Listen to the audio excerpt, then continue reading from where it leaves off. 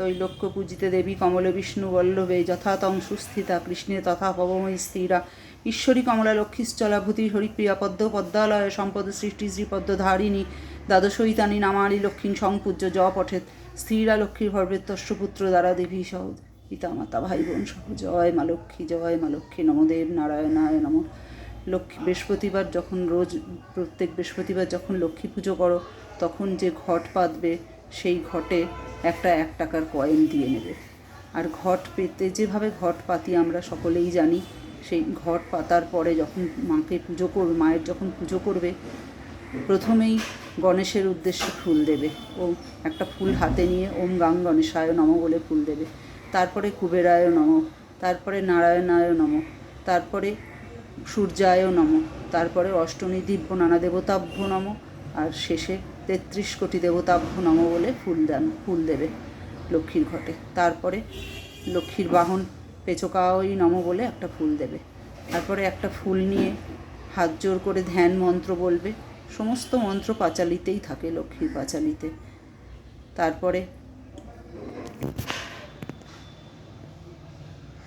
ধ্যান মন্ত্র বলার পরে তারপরেই যেটা করবে সেটা হলো বেলপাতা আর ফুল নিয়ে, যদি পুষ্পাঞ্জলি মন্ত্র মুখস্থ থাকে তো ভালো, আর তা না হলে শুধু ফুল বেলপাতা হাতে নিয়ে চন্দন লাগিয়ে বেলপাতায় এসো সচন্দন বিল্লপত্রে পুষ্পাঞ্জলি নম শ্রী শ্রী লক্ষ্মী দেবী নম বলে 3 বার ঘটে ফুল বেলপাতা দেবে, নিজের মনোবাসনা জানাবে। আর সবার শেষে মা লক্ষ্মীর প্রণাম মন্ত্র হাত জোর করে বলে মাকে প্রণাম করবে। আর সকালে আমরা বেশিরভাগ আজকাল পুজো করি, আগে আমরা সন্ধেবেলাই বেশি করতাম, কিন্তু এখন সকালবেলাই বেশিরভাগ করি। সেই কারণে সকালে যখন পুজো করবে তখন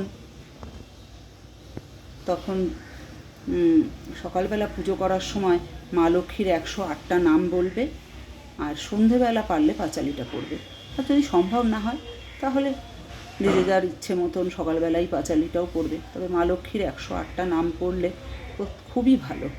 তারপরে মাকে ভোগ অর্পণ করবে, মায়ের আরতি করবে। আর মাকে যে ভোগ অর্পণ করবে বৃহস্পতিবার মা লক্ষ্মীকে, অবশ্যই নারায়ণকেও দেবে, নারায়ণকেও ভোগ অর্পণ করবে। তাতে খুব সকলের কল্যাণ হবে। ভিডিওটা ভালো লাগলে সাবস্ক্রাইব করো, লাইক করো, শেয়ার করে আমার পাশে থেকো। আমি আমার আজকে যে পুজো করেছি সেটা দেখাচ্ছি।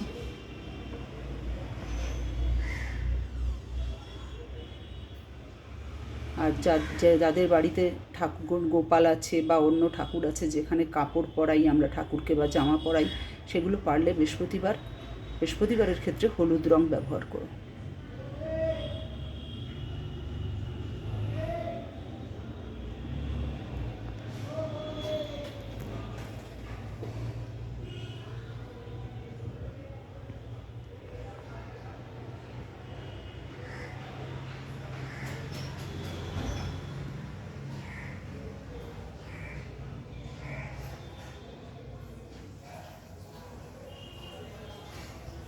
জয় মা লক্ষ্মী।